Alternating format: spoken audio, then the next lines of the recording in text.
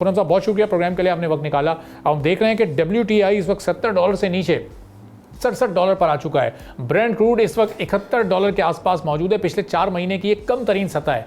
कल पाकिस्तान में prime minister या फाइनेंस मिनिस्टर पेट्रोल की कीमत में कितनी कमी का ऐलान करेंगे?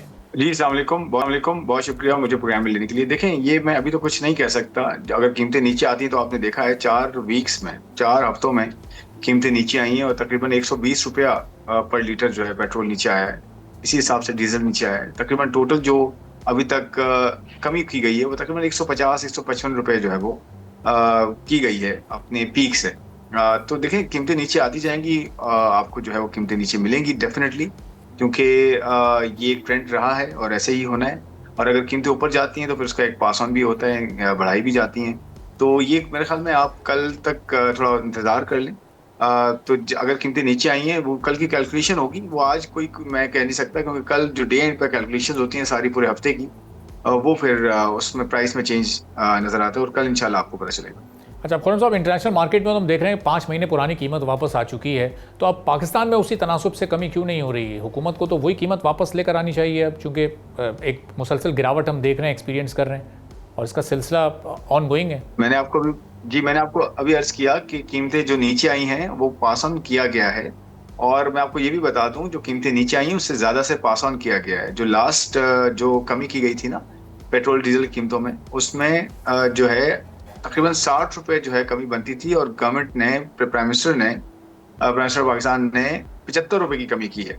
और उसमें पेट्रोल लेवी में भी जो है कमी की गई थी, टैक्स में कमी की गई है और एडिशनल पास ऑन किया, यानी कि बढ़ा के जो है वो कमी दी गई थी। इतनी कमी नहीं थी, क्योंकि देखें आप जो कह रहे हैं ना कि जंग से पहले की जो कीमतें थी, जंग से पहले की कीमत पेट्रोल की इंटरनेशनल प्राइस में, थोड़ा सा बताना चाहता हूँ कि डीजल की कीमत अपनी चलती है इंटरनेशनल प्राइस में, पेट्रोल की कीमत अपनी चलती है इंटरनेशनल प्राइस में, और जो खाम तेल है जिससे ये दोनों तीनों चारों 6 7 8 प्रोडक्ट्स जितनी भी निकलती हैं, वो जो खाम तेल है उसकी कीमत जो है अपनी चलती है। ये आपस में ऊपर नीचे कीमतें होती हैं।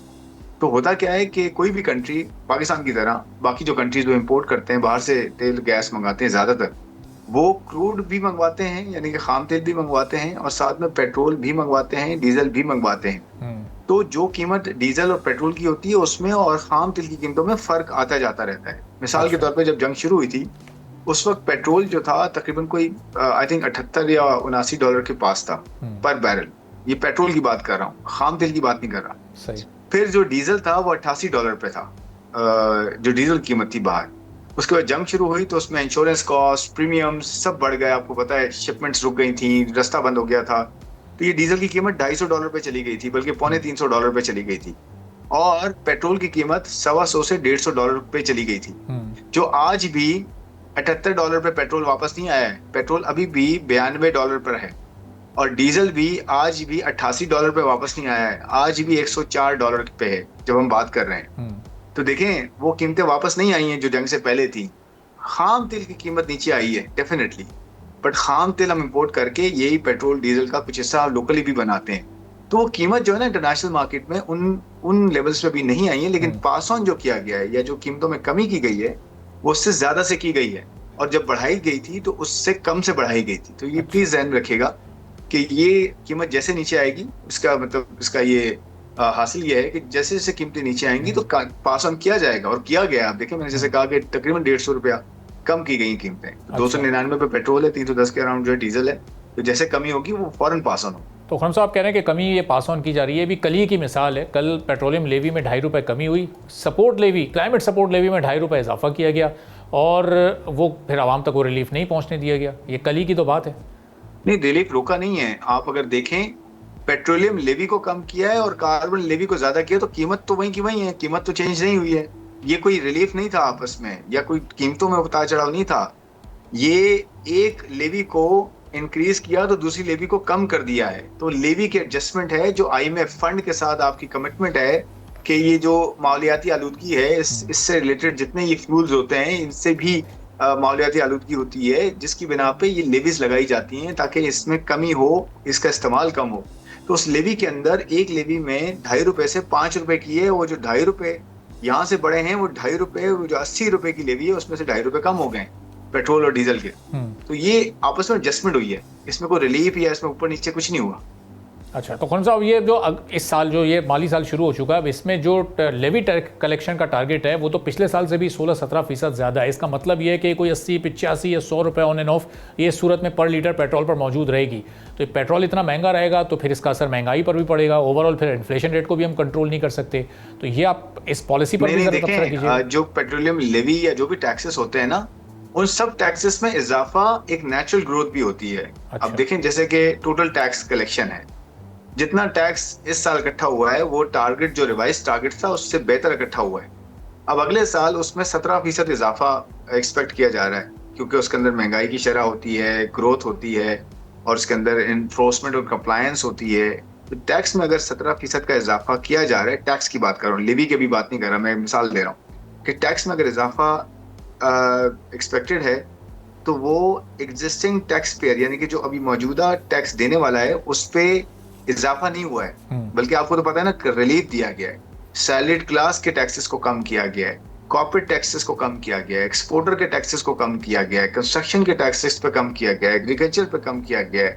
एक आम आदमी पे टैक्सेस की शरह को जो है कम करने की कोशिश की गई है, बल्कि और हमारे जो डिजर्विंग तबकात हैं, गरीब तबकात हमारे हैं, उनके लिए बेनजीर इनकम सपोर्ट प्रोग्राम में भी 17% का इजाफा किया गया है। तो देखें, लेवी में का जो इजाफा है वो जो ओवरऑल बजट बनता है उसमें जब इजाफा आता है कि जी हमने टैक्सेस जो है वो इन्फोर्समेंट और कंप्लायंस से लेने हैं, यानी कि ब्रॉड करना है। जैसे रिटेल के ऊपर टैक्स लगाया है, अभी रिटेल सेगमेंट पे कहते हैं ना, रिटेल वाले रिटेलर्स टैक्स नहीं देते, रिटेलर्स ट्रेडर्स, उनके साथ एक स्कीम लाई गई है, उन पे टैक्स जो है लगाया गया है।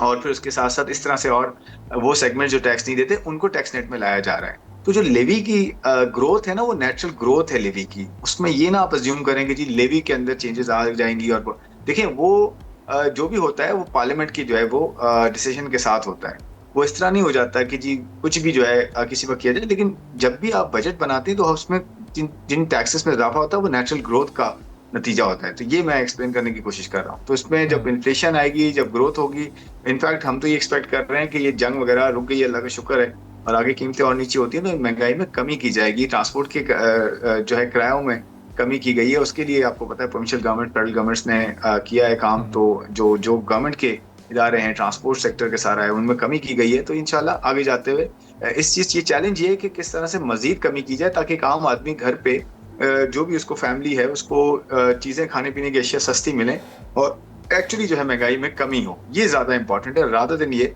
कि हम टैक्स को देखते रहें कि जी टैक्स में किस तरह इजाफा हो रहा है, क्या हो रहा है। ये एक बड़ा चैलेंज है जो कि हमें करना है। ठीक है, बहुत बहुत शुक्रिया खुर्रम शहजाद साहब, मुशीर वजीर खजाना। हमारी गुफ्तगू आपने सुनी। सब्सक्राइब करें और बेल दबाएं ताकि कोई खबर रह न जाए।